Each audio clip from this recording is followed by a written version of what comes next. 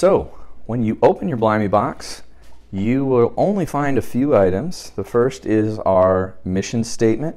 It also goes over what you're going to find inside the Blimey box and each of the pieces that are going to be in the box as your child opens it and goes through.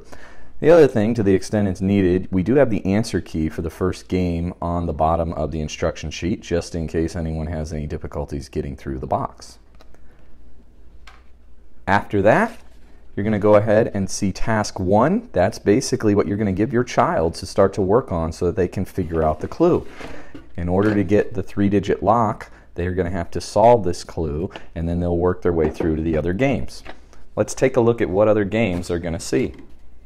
Once your child solves the first lock, he or she is going to be able to open the box, and inside they're going to find 3 other tasks, tasks 2, 3, and 4.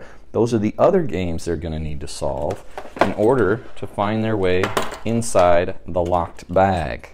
The locked bag has 3 different locks which they can figure out the answers to with our 3 games, and then after that they'll get inside the bag for the next thing they'll need to get into the littler box.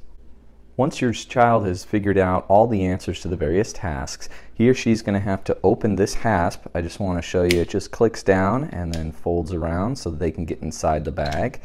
When they open the bag, they're going to find the key that somebody needs to get inside the final treasure box. And when you use that key,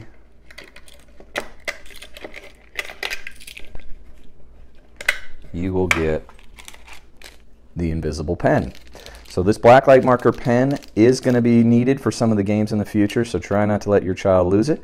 But that's the first game, start to finish. We hope your child had fun, and look forward to other emails explaining how to get the most use out of your Blimey box. Thanks a lot.